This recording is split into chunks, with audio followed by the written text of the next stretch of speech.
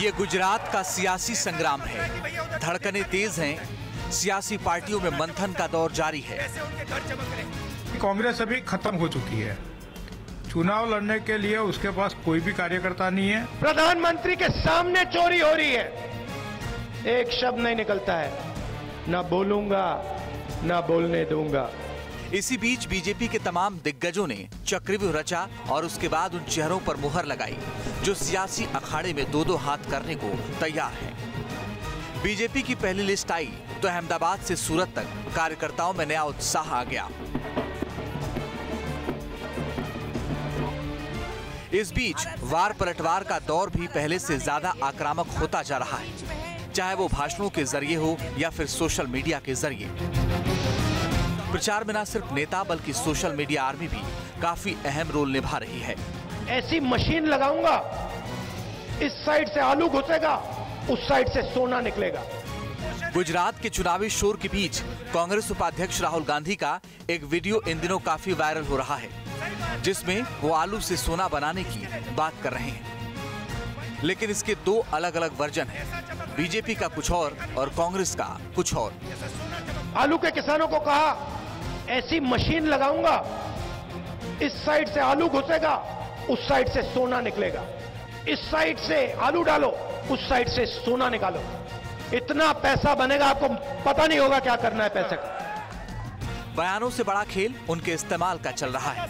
बहरहाल सियासी शोरगुल के बीच गुजरात की सियासी नब्ज टटोलने के लिए न्यूज नेशन की चुनाव यात्रा जारी है। न्यूज नेशन की टीम साबरमती से होते हुए अहमदाबाद, मेहसाणा, वडनगर, नाडियाद, गोधरा, आनंद, खंबात, राजकोट से होते हुए कच्छ के रण में पहुंच चुकी है। कच्छ क्षेत्रफल के लिहाज से गुजरात का सबसे बड़ा जिला है। कच्छ के उत्तर में अगर पाकिस्तान है तो पश्चिम में अरब सागर और दक्षिण में वो कच्छ की खाड़ी जो इसे काठियावाड़ से अलग करती है। उत्तर पूर्वी हिस्से में कच्छ का रण है, जिसका इस्तेमाल गुजरात सरकार पर्यटकों को लुभाने के लिए करती है। समंदर के थपेड़े और खारे पानी से जूझती जिंदगी के बीच दूर दूर तक फैले कच्छ का रण भारत पाकिस्तान सीमा पर है, जहां 1965 की भारत पाक जंग के दौरान न सिर्फ हमला हुआ था बल्कि सीमाई इलाकों के दौरे पर निकले गुजरात के दूसरे मुख्यमंत्री बलवंत राय मेहता तब दुश्मनों के हमले का शिकार हो गए थे। 19 सितंबर 1965 को भारत पाक युद्ध के दौरान बलवंत राय मेहता मीठापुर से कच्छ जा रहे थे। रास्ते में पाकिस्तानी वायुसेना ने उनके विमान पर हमला कर दिया, जिसमें सीएम के साथ उनकी पत्नी की मौत हो गई थी। तब कच्छ का इलाका निर्जन और बंजर हुआ करता था, लेकिन तब के प्रधानमंत्री लाल बहादुर शास्त्री की सूझबूझ का ही नतीजा था कि यहाँ लोग बसना शुरू हुए। एक खास नीति के तहत लाल बहादुर शास्त्री ने बंटवारे से बेघर हुए किसानों को यहाँ बसाने की पहल की और उन्हीं किसानों ने अगले एक दशक में पाक सीमा से सटे कच्छ के गांवों की सूरत बदल दी। धीरे धीरे कच्छ विकास की पगडंडियों पर आगे बढ़ता हुआ नए अवतार में दिखने लगा। कच्छ के रण में विकास की कहानी कितनी असरदार है, इसकी पड़ताल के लिए न्यूज नेशन ने रुख किया धौड़ा गांव का, जो कच्छ का आखिरी गांव भी कहलाता है। कच्छ के रण में विकास की कहानी देश के सामने जाती है, यानी कच्छ के रण का वो मॉडल कि रण उत्सव है, वहाँ से लोगों को रोजगार मिलता है, या इस विकास की कहानी में कच्छ के रण की कुछ समस्याएं दूर हुई हैं या अभी भी हैं। इस पर विकास की बात करने के लिए हम यहाँ कच्छ के एक गांव में हैं जो आखिरी गांव कहा जाता है, उन्हीं से पूछते हैं। नमस्कार आपका। जी नमस्कार सर, मेरा नाम है सलीम भाई। अच्छा सलीम भाई, ये कौन सा गाँव है? और सर ये गाँव है बॉर्डर का लास्ट धौड़ा गाँव है। यहाँ पे वाइट रण है। ये धौड़ा गांव वाइट रण के नाम से पहचाना जाता है और यहाँ पूरी मेजॉरिटी मुस्लिमों की है। और यहाँ पे 44 गांव हैं। धौड़ा गांव जो है यहाँ पे वाइट रण जो है 15 साल से वाइट रण का मेला होता है, लेकिन यहाँ से कुछ विकास नहीं था, न रोड था, न लाइट थी, न पानी था पहले। लेकिन आज ये गांव छोटा है लेकिन इसके अंदर फैसिलिटी सिटी की है। अच्छा, गांव में विकास, यहाँ पे एटीएम है, यहाँ पे शौचालय 100% है, यहाँ पे रोड 100% है। क्यों कि ये नरेंद्र मोदी की बदौलत है। अच्छा, ये बात आपने कही। आपको लगता है गांव में विकास हो रहा है? हाँ हो रहा है। किसकी बदौलत है? हमको ऐसा लगता है कि ये वाइट रन के वजह से। White run? हाँ, वाइट रन होने से लोगों को रोजगार मिलना चाहिए। बहुत मिला है, बहुत मिला, सबको मिला है, सबको मिला। तो है। यहाँ कितने महीने तक ये रोजगार चलता रहता है? 4 महीने तक। 4 महीने तक। उससे पूरे साल का खर्चा निकलता है? हाँ, जरूर निकलता है। सबसे पहले क्या हालात थे जब तक ये वाइट रन नहीं बना था, तब क्या हालात? जी वाइट रन पुराने जमाने से ही ऐसे ही पड़ा। ये तो है, लेकिन ये विकास जो लोग छोड़ लीजिए, पहले ज़माने से ये तो पड़ा था, किसी को पता ही नहीं था। अच्छा। जब मोदी साहब ने मेहरबानी किया तो सबकी रोज़गार चालू हो गई, हमारा गांव बड़ा फेमस हो गया, सबको रोज़गार मिलते। 12 महीना वो मड वर्ग है या वो बरत घोषण काम करते, इकट्ठा करते, मेले के 4 महीने बाजार लगते हैं, बेचते, सबकी रोजी रोटी मिल रही। विकास में कोई कमी नहीं रही है। हमारा गांव है इंडिया का फर्स्ट स्मार्ट विलेज बोला जाता है, इसीलिए छोटा गांव है, 550 पॉपुलेशन है। लेकिन अगर आप देखिए, आप भी घूमिए, आप भी देखिए, हर फैसिलिटी है जो सिटी में मिलती है वो गांव में मिलती है। हम लोग क्या कहें, ये लोग खुद बता रहे हैं, और शायद जनता ही सही पंच होती है इस बात का फैसला करने के लिए कि सरकार ने क्या किया क्या नहीं। कम से कम कच्छ के इस गाँव में वो नमक जिसको लोग अभिशाप मानते थे, आज उनके लिए वरदान है। धौड़ा गांव के लोग सूबे की सरकार की नीतियों से गदगद दिखते हैं। पर्यटन उद्योग ने यहां की तस्वीर बदल दी है, तो कच्छ के चमकदार वर्तमान से महिलाएं भी खुश हैं। कच्छ में रण को देखो तो प्रवासन निगम में भी कच्छ का बहुत विकास हुआ है और इनकम भी बहुत अच्छी हो रही है। यूनिवर्सिटी कच्छ में आ गई है, भुज में आ गई है, और हर तरह की डिग्रियां हमें कच्छ में ही मिल जाती है, भुज में ही मिल जाती है। लेकिन धौड़ा गांव से कुछ दूर पर एक चाय की दुकान पर न्यूज नेशन को कुछ ऐसे लोग भी मिले जिन्हें कच्छ के विकास के किस्से अधूरे लगते हैं, और उनके पास इलाके के नेताओं से नाराजगी की कुछ अपनी वजहें भी हैं। चुनाव का मौसम हो तो चाय से भी ज़्यादा गर्म क्या चीज़ होती है, वो है चर्चा। चाय की दुकानों पर शायद सियासत के वो तमाम समीकरण देखे, उल्टे और पलटे जाते हैं जिनसे उस ज़िले की किस्मत तय होती है। ये अलग बात है कि मतपेटियों में जो निकलता है वो आप शायद पहले से अनुमान ना लगा पाते हो, लेकिन जनता अपने तरीके से बात करती है। ऐसे ही हम लोग ऐसी एक चाय की दुकान पर हैं जो कच्छ की राजनीति के बारे में पूछ सकते हैं। आपका क्या नाम है? तंजीम मेरिया। अच्छा, तंजीम मेरिया साहब, हम लोग यहाँ कच्छ में बैठे हैं जी। कच्छ की क्या खास बात आपको पसंद? पूरे देश में कच्छ की क्या चीज़ फेमस है? कच्छ में तो बहुत ऐसी चीज़ है जो फेमस है। मतलब एक वो नहीं है कि जैसे आप बोल रहे हैं कि कच्छ की जो हुनर कला है, कच्छ की जो हस्तकला है, कच्छ की जो संस्कृति है, वो सब आप गुजरात नहीं, विश्व में कहीं भी आप जाएगा तो जो कच्छी जो आदमी है वो सबसे अलग ही होएगा, अलग होगा। अच्छा ये बताओ, नेताओं के वादों में भी खमीर है क्या? नेता के वादे भी अलग हैं क्या? सब हमें नहीं बोलना चाहिए, लेकिन जो यहाँ है हमारे कच्छ की नेतागिरी है ना, बहुत वीक नेतागिरी है।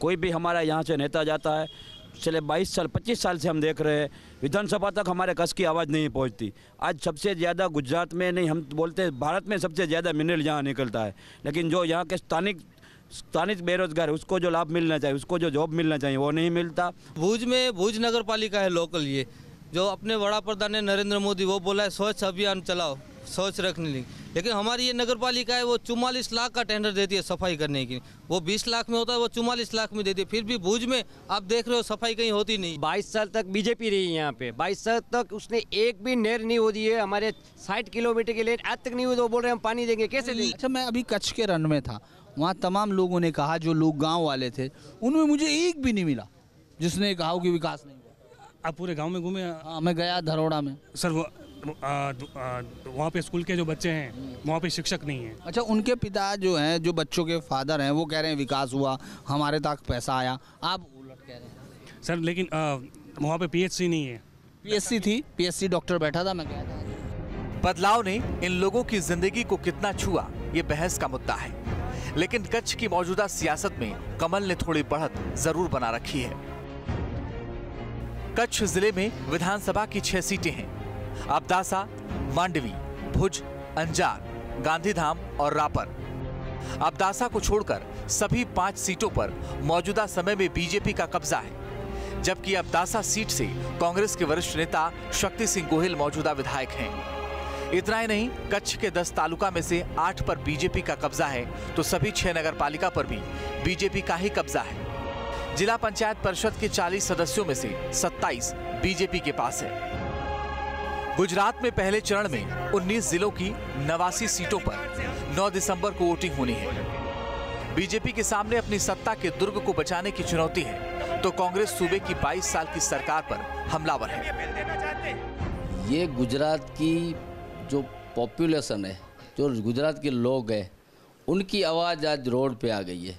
हम उस नज़रिए से देख रहे हैं कि लोग दुखी है, लोग अपनी सोच को बाहर बताने के लिए बाहर आ गए, इसमें नेतृत्व खड़ा हो गया है। कच्छ डिस्ट्रिक्ट की बात कर रहा हूँ तो कच्छ में भी इतनी समस्या है, जो गुजरात का 1/3 पार्ट जो लगता है, उसमें हमारे यहाँ के जो आरोग्य क्षेत्र है, जो मेडिकल क्षेत्र में जो सेवा मिलनी चाहिए, वो निष्फल है। भारतीय जनता पार्टी हमारी जो एक अदानी को हॉस्पिटल दे दी, इसके लिए कितने लोगों को परेशानी आ गई है। पीएससी सीएससी सेंटर में अभी डॉक्टर नहीं है। लेकिन बीजेपी नेता कहते हैं कि कच्छ जिले में विकास उनकी सरकार की नीतियों की वजह से मुमकिन हो पाया।